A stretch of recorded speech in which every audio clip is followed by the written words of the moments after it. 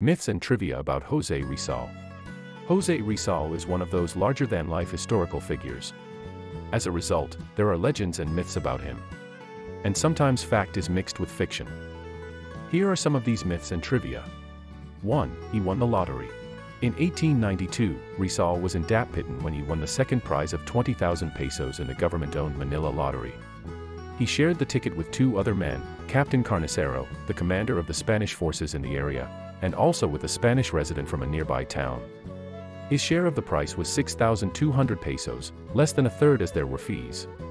He gave 2,000 pesos to his father and 200 to a friend in Hong Kong. He invested the rest in agricultural lands in the area. 2. He can speak 22 languages.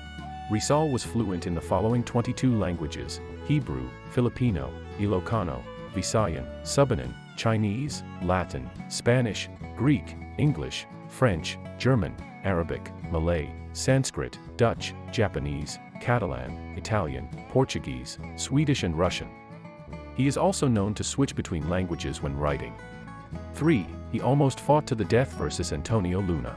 Yes, the famous Filipino general Antonio Luna once challenged Rizal to a duel. Both Luna and Rizal were attracted to the same girl, Nelly Bosted. However, she paid Rizal more attention and became one of his many girlfriends. One night, Luna got drunk and said nasty things about her. And when Rizal defended her, Luna challenged him to a duel. Fortunately, Luna had calmed down before the duel began. 4. There's still controversy on whether he returned or not to the Catholic Church. This remains a hotly debated issue among experts in Rizal's life. One of Rizal's earliest and most prominent biographers, Leon Guerrero, claims Rizal retracted, saying that Rizal went to confession 4 times in the hours before his death. Many contemporary historians say otherwise, citing Rizal's character and casting doubts on the authenticity of the claimed documents. At the center of the controversy is the document of retraction. The Catholic Church insists it's authentic, while its detractors consider it a forgery.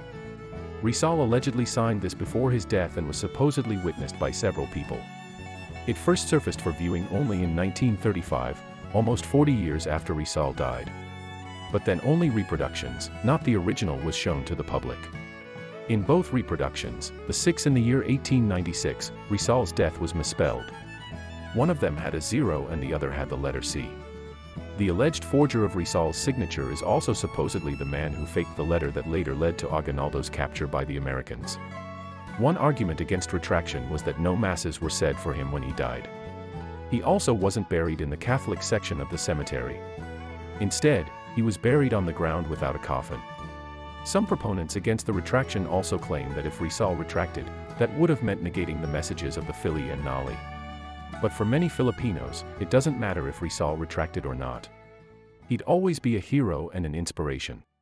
5. He was the father of Hitler. This is one of the wildest myths about Rizal. If you imagine hard enough, you'd probably see the resemblance between Rizal and Hitler. They have a similar hairdo and both have dark hair and dark eyes. One of Rizal's friends, Maximo Viola, once wrote of an encounter between Rizal and an Austrian woman. This formed the foundation of the conspiracy theory that Rizal was Hitler's father. But aside from speculations, there is absolutely no proof for this. Hitler was taller by about 5 inches and there were thousands of Austrian women in Germany when Rizal went to Heidelberg. Plus, Rizal left Germany 23 months before Hitler was born. So despite what some people claim, it is impossible that Rizal was the father of Hitler.